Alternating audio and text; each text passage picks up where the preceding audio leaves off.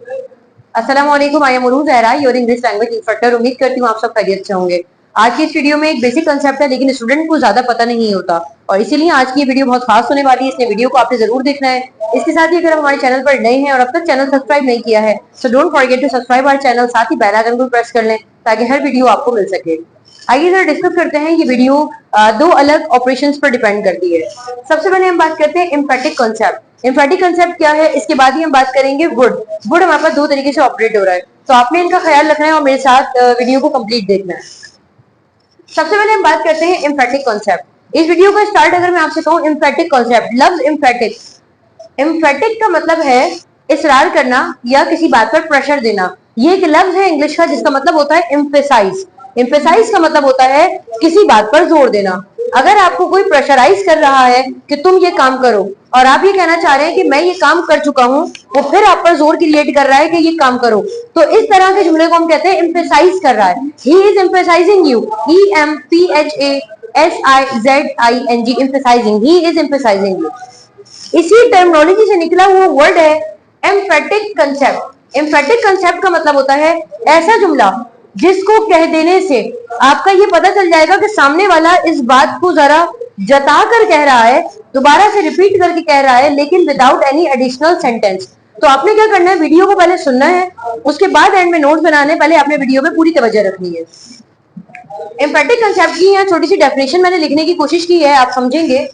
We use do, यानी यहाँ क्या बात हो रही है, हम डू का इस्तेमाल करते हैं to create pressure in a sentence. क्या करने के लिए, सेंटेंस में प्रेशर क्रिएट करने के लिए। We use do to create pressure in a sentence. मिसाल के तौर पर प्रेजेंट सिंपल का रूल कहता है, अगर मैं ये डू को हटा दूं, प्रेजेंट सिंपल का रूल कहता है आई टीच यू, मैं आपको पढ़ाती हूँ या मैं आपको पढ़ाता हूँ, आई टीच यू।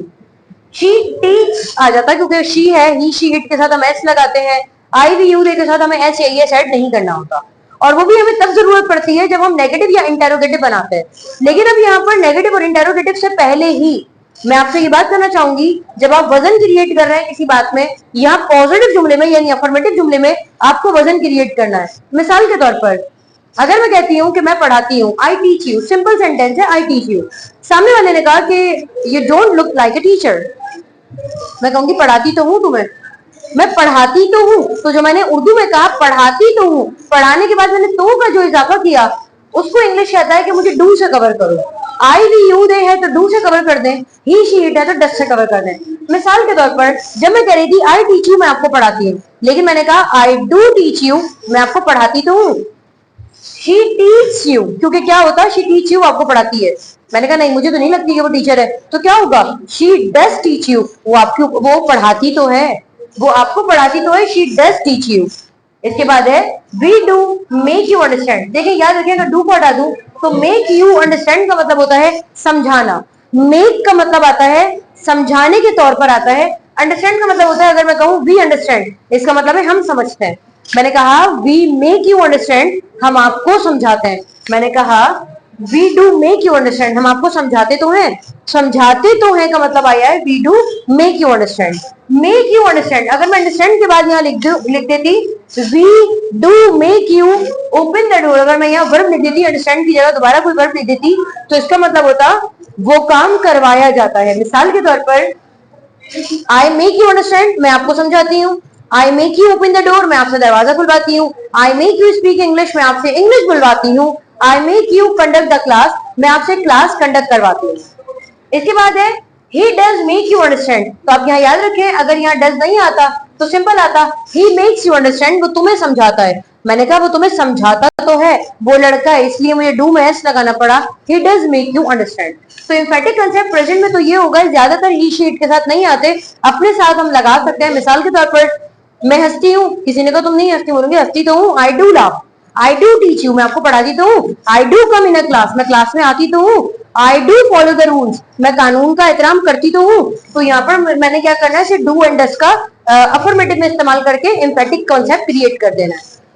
यही एम्फेटिक कंसेप्ट जब पास्ट में आता है तो इसका मतलब हो जाता है, क्योंकि हम पास्ट में बात करें इसलिए हमें डिड लगाना पड़ेगा। अगर मैं कहती वी वर्ड, ईडी फॉर्म हो जाता, हमने काम किया था, वी वर्ड, मैंने कहा हमने काम किया तो था, तो अगला वाला वर्ब हमारे पास जो है वो सिंपल रहता है, तमाम प्रेशर डू या डिड अपने अंदर ले लेते हैं। वी डिड वर्क, हमने काम तो किया था या हमने काम तो किया था। शी डिड स्लीप, वो सो तो गई थी। एंड यू डिड लाफ, तुम हंसे तो थे। अब हमने यहाँ पर अंदाजा लगाया कि डू एंड डिड का हमारे पास क्या कंसेप्ट है। इसके बाद मैं आपसे मजीद बात करना चाहूंगी पहले डू की तरफ ही, कि डू का मजीद इस्तेमाल क्या आता है। अब आपको समझ आना चाहिए डू हमारे पास इंफेटिक कंसेप्ट आता है। अफर्मेटिव सेंटेंस में जब मैंने डू लगाया इसका मतलब है कंसेप्ट में वजन क्रिएट हो गया। अब मैं कह रही हूँ ये प्रेजेंट सिंपल है, मैंने कहा चला इसको भी हम जरा देख लेते हैं साथ के साथ। वी वर्क, हम काम करते हैं। We do not work, negative बनाने के लिए हमने डू लगाना होता है, हम काम नहीं करते। वी डू नॉट वर्क, क्या हम काम करते हैं। जब सवाल पूछा जाएगा तो डू पहले आ जाएगा, क्या हम काम करते हैं, डू वी वर्क।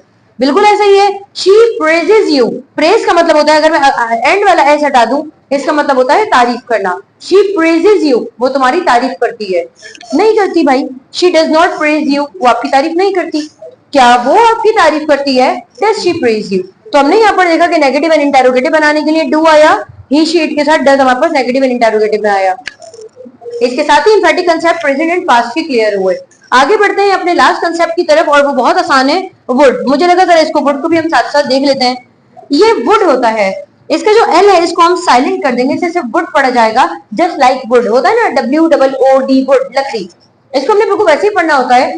वुड हमारे पास मॉडर्न वर्ब है, हम इसको बाद में देखेंगे। फिलहाल आज के लिए इतना काफी है कि इसके दो यूजेज आप देखें, एक ऑफर, एक विश। ऑफर का मतलब होता है किसी को पेशकश करना। अगर मैं किसी से पेशकश मालूम करना चाह रही हूँ या उससे सवाल करना चाह रही हूँ तो इसको हम ऑफर कहते हैं। मिसाल के तौर पर, would you like to support me, क्या तुम मेरी मदद करना चाहोगे, या क्या तुम मुझे सपोर्ट करना चाहोगे। Would you like to stand by me, support को स्टैंड बाय भी कहते हैं लेकिन इनके दरमियान गैप नहीं होता। Would you like to stand by me, क्या तुम मुझे सपोर्ट करना पसंद करोगे।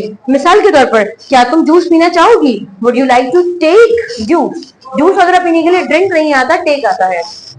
क्या तुम मेडिसिन लेना चाहोगी, would you like to take medicine. Medicine खाने को भी ईट मेडिसिन नहीं कहते, टेक मेडिसिन कहते हैं। क्या तुम इंग्लिश बोलना चाहोगे, would you like to speak English.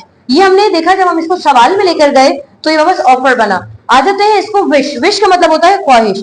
अगर आप इंग्लिश में कोई भी ख्वाहिश का इजहार करना चाह रहे हैं तो आप इसको इस तरीके से कह सकते हैं, I would like to engage my free time. Engage का कतई मकसद मंगनी करना नहीं होता, एंगेज का मतलब होता है कहीं मसरूफ कर देना। अब मैंने कहा फ्री टाइम, अपने फारिग वक्त को, I would like to engage my free time, मैं अपने फारिग वक्त को कहीं ना कहीं लगाना चाहूंगी। I would like to engage my free time.